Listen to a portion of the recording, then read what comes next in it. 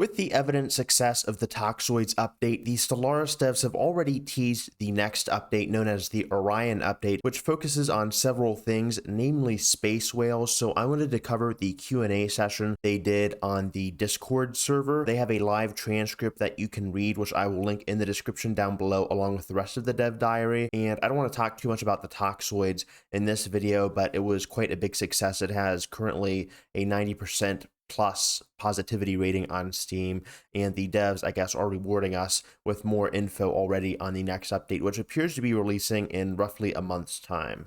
The Stellaris devs are hard at work because they're not even bothering to take a short hiatus, as next week they're going to dive deep into the Tianki or space whales, and then after that they're going to have more commentary on galaxy shapes, much needed changes there. I kind of get sick of playing the same ring world or the same ellipticals, it gets quite boring. Like, the most variety you get at this point is either with mods, playing around with a random galaxy generation. So really glad to see that. And then finally, it's really interesting that they are bringing out spiritualist federations. I didn't think they'd bring anything more to the federations table or the federations expansion, but it's great to see the custodians team is still updating that stuff. So more like-minded spiritualists will have an option as opposed to just the scientific-minded materialist, which is great to see that outreach. Next, I wanted to dive into the big Q&A that the devs hosted over on Discord last Monday. It is Friday/Saturday morning as I am recording this, so it's been quite a while since the Q&A has been hosted, though I do want to talk about some interesting pieces of information, such as this question posted by Horus Ascended. Are there any plans to expand on primitives? They desperately need love. I'm kind of surprised they answered this, because I always assumed there was something regarding primitives in the work. It has been a much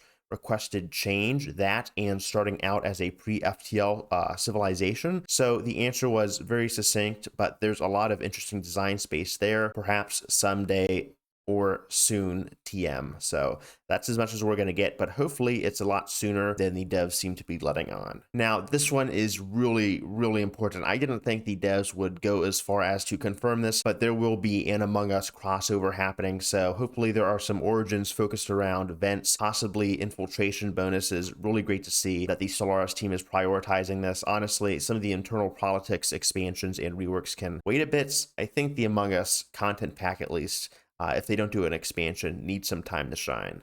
There was also another similar question asked by IE List AP, interesting name there. Any plans to flesh out primitive interactions with players that end up heavily developing their systems, or will the memes of people building megastructures / colonizing and terraforming the primitive's habitable moon, I've done this one too many times, into a machine / Gaia / monopolist world, while the primitives remain amusingly clueless continue? I kind of hope that continues. Also, they did leave out going as necroids and turning the primitives into zombies, so just wanted to mention that too. That's always a fun little strategy if you wanted to play as something out of the Twilight Zone. But the other answer they offered from the devs, the same developer here, the game director, is similar. Pre-FTL societies are something I'd like us to look at someday. There are a lot of stories that can be told that involve them, and a lot of existing stuff in the game that could be better. Don't know what he's talking about by existing stuff, because the events, as far as I remember, are pretty minimal, but maybe he's right. I haven't really focused or specialized too much on pre-FTL societies because they're just so basic and bland, but I hope that because he's been answering so many of these questions regarding primitives, that he's trying to hint toward something soon, or maybe it's just that the community, like I am, are hoping for more internal politics reworks. Now, I've been pretty critical of the Nemesis DLC. I honestly forgot it existed after Overlord. I feel like it kind of took over in terms of the most recent quote-unquote bad Stellaris DLC, in my personal opinion, but they do say that there are considerations to revisit it. I think it definitely needs some reworks in terms of infiltration. I feel while espionage is an interesting system, it could use a lot in order to make it more powerful and relevant even after some of the buffs to infiltration and foreign spies. So curious to see where they go with that in the future. Now, this is the final question I'll be covering, since I don't plan on extending the video to being over an hour long, since it is late.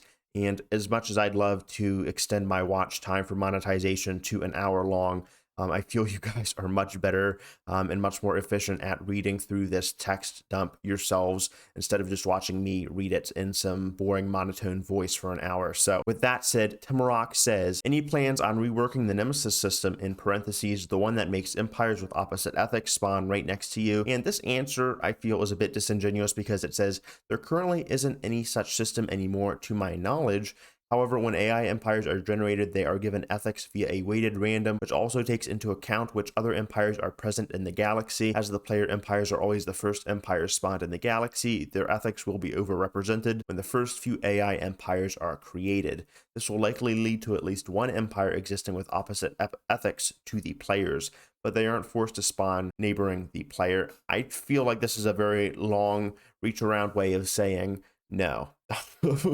But it's very kind of weird. I like to see some more customization as a whole, perhaps a rework even to the starting settings for Stellaris, as I find them to be extremely underwhelming. That is everything for today's Dev Diary coverage. If you like the video, leave a like and subscribe. Otherwise, thank you guys so much for watching. All right, peace.